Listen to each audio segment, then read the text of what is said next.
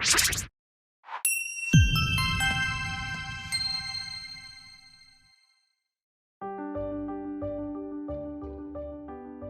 episode sebelumnya, kita membicarakan taksonomi Bloom dalam proses belajar mengajar yang berkaitan dengan meningkatkan keterampilan berpikir kritis. Keterampilan tersebut dikategorikan sebagai LOTS, Low Order Thinking Skills, dan HOTS, High Order Thinking Skills. Urutan keterampilan berpikir tersebut diawali dengan mengingat, memahami, mengaplikasikan, menganalisa, mengevaluasi, dan menciptakan. Pada tahap mengingat, informasi hanya sebatas diingat saja. Bisa jadi siswa tidak mengerti apa yang sedang disimak atau dibaca, walaupun mereka hafal. Pada tahap berikutnya adalah ketika informasi dimengerti. Pada tahap ini, siswa belum sampai pada mengelola informasi, tetapi sudah paham. Selanjutnya, siswa diajak mengaplikasikan informasi atau data yang diterimanya. Jika pemahamannya tepat, mereka akan mampu menerapkan dengan tepat.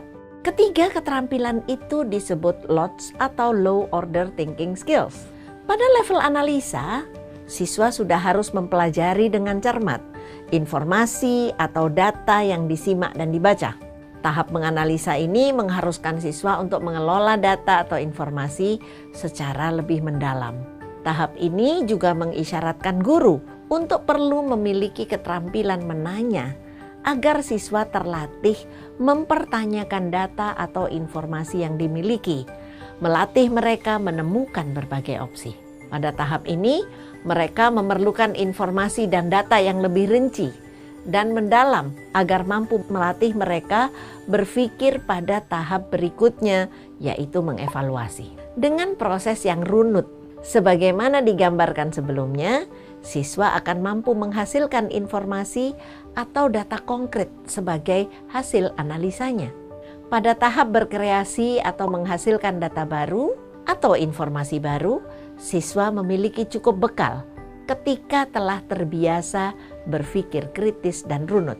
Ketiga keterampilan tersebut dikategorikan sebagai HOTS, High Order Thinking Skills. Pertanyaan berikutnya adalah, bagaimana Bapak dan Ibu guru mengelola proses pembelajarannya di dalam kelas? Apakah prinsip-prinsip berpikir tadi pernah dicoba? Kita sering menemukan pendidikan yang menghabiskan lebih banyak waktu untuk menjelaskan. Satu yang menjadi penyebab adalah materi yang jumlahnya banyak, sehingga guru merasa berkewajiban menyelesaikan materi tersebut. Di samping itu, target evaluasi siswa adalah pada angka yang diambil dari hasil ulangan atau tes tertulis dengan basis materi. Dalam hal ini, penyelesaian bahan ajar lebih mendominasi proses belajar mengajar dibanding dengan proses untuk melatih berpikir kritis. Melatih berpikir kritis berkaitan dengan tercapainya tujuan utama pendidikan, yaitu memampukan seseorang untuk menghadapi kehidupan setelah selesai sekolah. Kalau kita lihat apa yang disampaikan Carl Rogers dalam kutipan berikut, tugas seorang guru bukan semata mengajar, apalagi terpaku pada materi, melainkan adalah menjadikan siswa bertanggung jawab akan belajarnya. Dengan terbiasa berlatih berpikir kritis melalui proses pembelajaran yang menerapkan pola berpikir LOTS dan HOTS, siswa menjadi terbiasa untuk menghadapi apa saja dalam kehidupannya secara kritis dan tidak mudah melakukan hal-hal yang tidak menguntungkan pengembangan dirinya maupun dirinya sendiri. Misalnya anak yang sudah terbiasa terlatih berpikir kritis, ketika mendapatkan sesuatu yang bukan miliknya, maka ia tidak akan serta-merta mengambilnya karena dia mempertanyakan, benda itu milik siapa? Apakah kalau diambil ada resiko atau tidak? Berbahaya atau tidak? Jadi dia akan terbiasa mempertanyakan apa yang ia lakukan.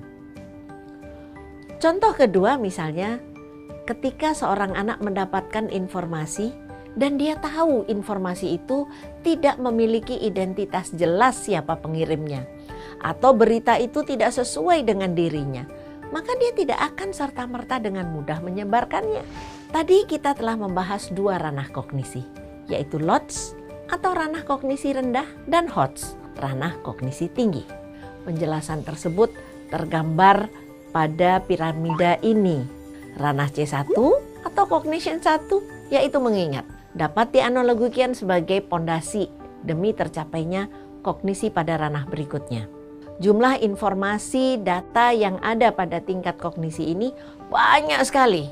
Lalu pada proses berikutnya, jumlah informasi menjadi lebih sedikit karena siswa membutuhkan waktu untuk memahaminya. Lebih tinggi lagi pada C3, jumlah informasi semakin mengerucut sesuai dengan kebutuhan aplikasi informasi tersebut. Pada C4, jumlah informasi yang dikelola memang lebih sedikit, namun siswa memerlukan informasi lain yang terkait guna memperkaya pemahaman tentang apa yang dibahas dalam informasi atau data. Kemudian yang lebih tinggi di C5, informasi menjadi lebih spesifik dan mendalam. Informasi dan data yang telah dianalisa dan dievaluasi menjadi bahan yang akan memampukan siswa menciptakan informasi atau data baru sesuai dengan versi mereka. Di sini mereka sudah mencapai C6.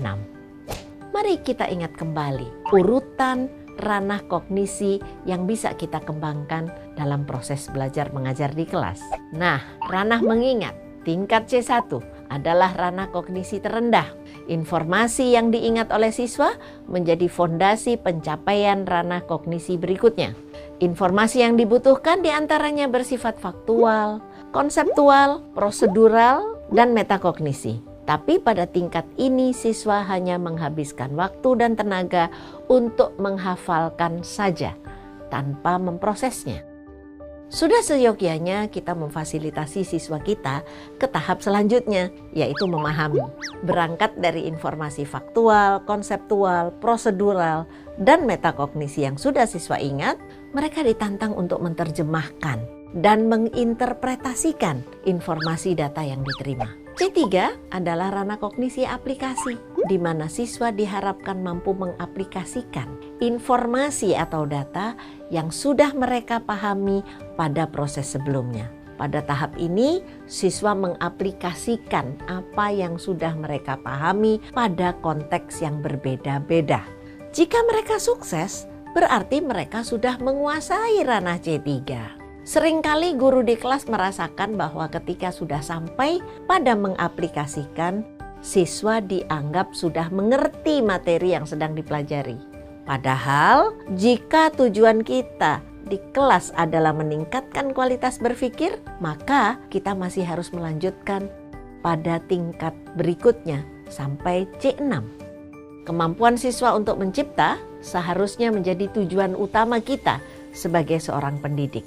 Tujuan utama melanjutkan proses pembelajaran sampai di tingkat C4 adalah untuk memampukan siswa menganalisa data dan informasi, fakta, logika, dan ideologi. Setelah siswa bisa menganalisa, pada tingkat akhirnya dia harus ditantang dapat mengevaluasi. Siswa harus kita tantang untuk memberikan penilaian atas informasi atau data yang ada berdasarkan kriteria pribadi mereka yang sudah dilakukan pada level sebelumnya. Nah, di sini mereka dilatih untuk melakukan tingkat berpikir evaluasi. Selanjutnya, siswa diharapkan menghasilkan informasi atau data baru, teori, produk, dan sebagainya sebagai hasil dari apa yang telah dilakukan pada 5 tingkatan kognisi sebelumnya. Kemampuan siswa mencipta seharusnya menjadi tujuan kita sebagai pendidik. Video ini memberikan gambaran mengenai LOTS, Low Order Thinking Skills, dan HOTS, High Order Thinking Skills, yang tidak bisa dipisahkan satu sama lain. Untuk sampai pada kemampuan HOTS atau kemampuan berpikir kritis, perlu dimulai dari LOTS atau kemampuan berpikir tingkat rendah. Yang perlu menjadi perhatian adalah proses membelajarkan siswa tidak berhenti pada aplikasi. Bapak Ibu guru, saya yakin Bapak Ibu sudah menunggu bagian yang pastinya akan lebih rinci pada video berikutnya.